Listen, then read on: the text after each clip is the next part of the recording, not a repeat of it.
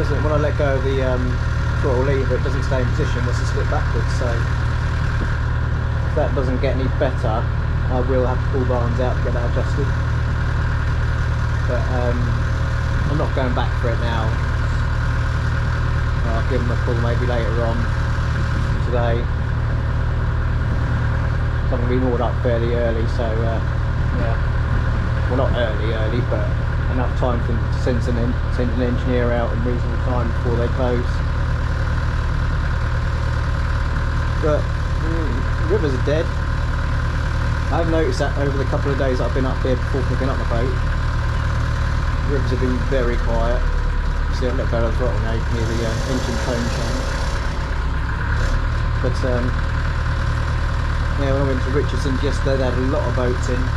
Barnes have got a lot of boats in. Herbert Woods have got a lot of boats in. MBD got a lot of boats in. So I'm guessing a lot of the bookings will be picking up as of next week. At least I hope it does anyway. For the boatyard's sake.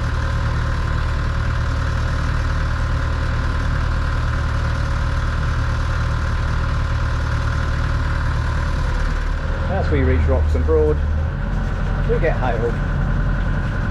I'm not surprised it's hail and not just rain, because it's bitterly cold out there with that wind.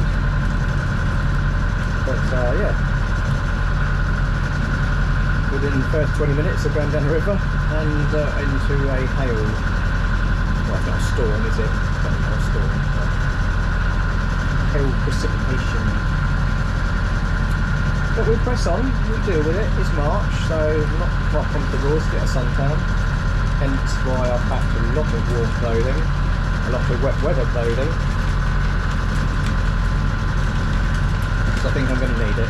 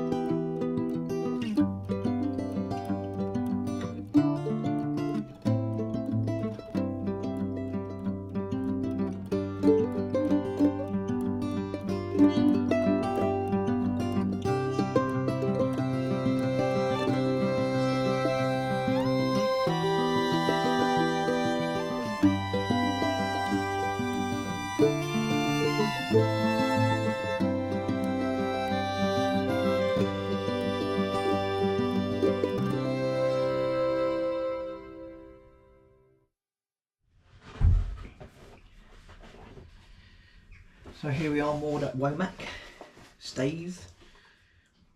Got here about, oh, you can't really see me, can you? Sit up, don't be a slouch. Got here about 3:15, 3:30ish. Moored up, pretty simple routine. The wind did try and push my bow around when I was trying to tie up, but it was fine. That's one thing about the Duet. It would be nice if it had bow thrusters, but it hasn't. And maybe they think it's not big enough to warrant bow thrusters, but you know, the Encores have got bow thrusters and they're only 27 foot, I think. So is Royal Velvet 3. So I don't know, maybe they just don't want to put bow thrusters on for one reason or another. But I called Barnes out when I got here to sort out this throttle problem. Very quick service. He was here within 20 minutes. He put a clamp on the throttle cable in the engine bay, and it's now seems fine, so it's all good. This boat's actually had a new engine put in it over the winter months, and a couple of brand spanking new batteries as well, I think he said. So yeah, should be good enough for the season, really. Yeah, I don't know what make of engine it was, but it was blue. That's all I saw of it. But the plan is now, he's getting on for about 4:30, I think. So I'm going to be chilling out for another hour or so, then I'm going to get dinner on the go. Pork steaks tonight with some mash, I think. Yes, I think that'll go down nicely. I'm going to read some more of my book. I've got the third in the series of the David Blake novels. This one's called Moorings. So I'm going to read some of this for a bit. And yeah, just have a chilled out evening, really. I didn't get much sleep last night. I don't know whether that was through excitement or it's just that the travel lodge I was in isn't particularly great. But yeah, no, I think I'll sleep well tonight. And the heating system's good on this boat as well. I tested it out a short while ago and that all seems to work fine, so that's all good. So I might come back a bit later on for a bit more footage, don't know yet. If I don't, then I'll speak to you tomorrow, and if I do, I will speak to you a bit later on.